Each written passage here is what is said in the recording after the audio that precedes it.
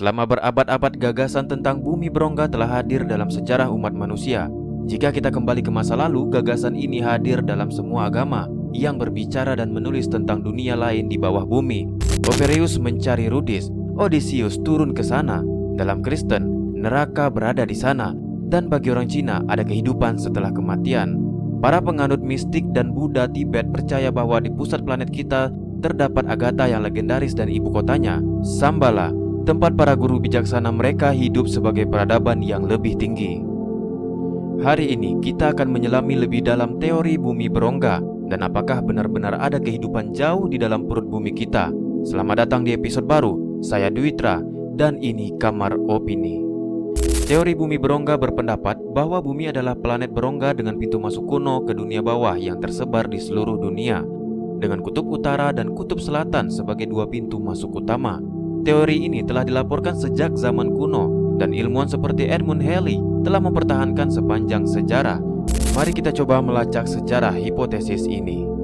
Plato dianggap sebagai teoritikus pertama dari bumi berongga dan gagasan ini diangkat oleh ilmuwan terkenal dan anggota Akademi Ilmu Pengetahuan Saint Petersburg, matematikawan Leonhard Euler. Menurut salah satu teori Euler, planet ini berongga dan di dalamnya ada matahari lain yang bersinar di atas benua yang dapat dihuni.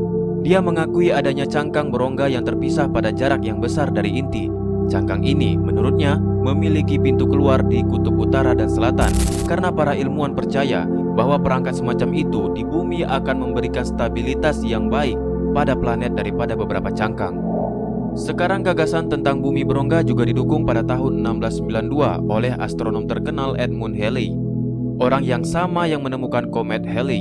Dia percaya bahwa bumi terdiri dari cangkang-cangkang setebal sekitar 800 km, dua cangkang luar konsentris yang dipisahkan oleh atmosfer dan memiliki kutub magnetnya sendiri, serta inti pusat dengan diameter yang mirip dengan Venus, Mars, dan Merkurius. Juga, bola-bola ini berputar dengan kecepatan yang berbeda. Halley percaya bahwa kebocoran atmosfer dalam adalah penyebab cahaya utara.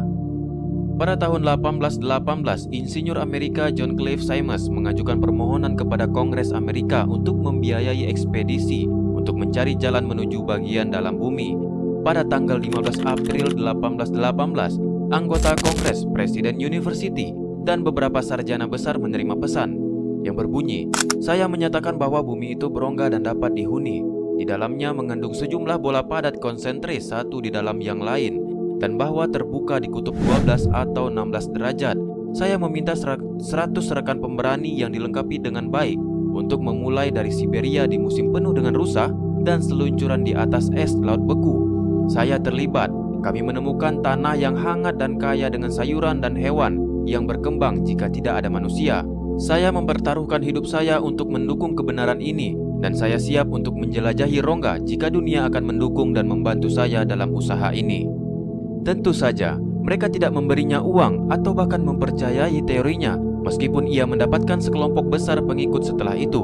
Pada abad ke-20, dengan pengetahuan baru tentang geografi dan geologi, lebih banyak orang yang terus mencoba meneliti dunia misterius ini muncul. Misalnya, beberapa pemimpin Nazi, pecinta mitos kuno atau occultism di Jerman, menunjukkan minat yang cukup besar terhadap teori semacam itu. Pada pergantian abad ke-20, ilmuwan lainnya seperti William Reid dan Marshall Gardner juga percaya bahwa mereka bisa membuktikan adanya dunia dalam.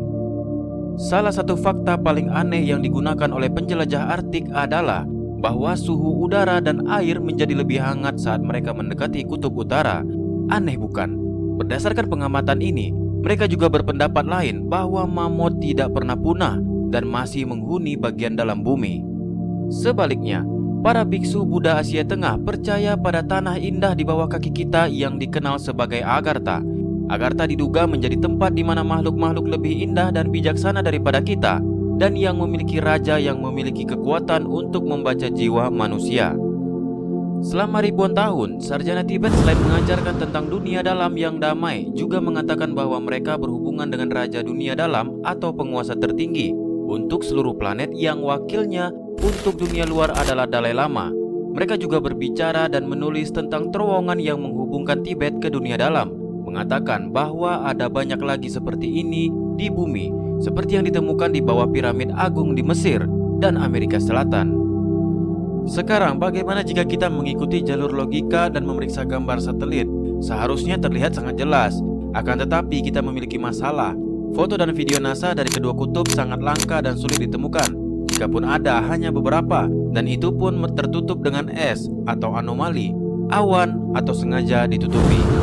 Apakah ada cerita lain yang membuktikan keberadaan dunia dalam? Apa pendapat Anda tentang hipotesis ini? Anda akan kagum dengan apa yang kami temukan tentang bumi berlubang, tetapi kami akan merasa beruntung jika Anda memiliki pendapat yang dituliskan pada kolom komentar. Terima kasih telah menonton, tetap buka pikiran Anda dan sampai jumpa di episode berikutnya.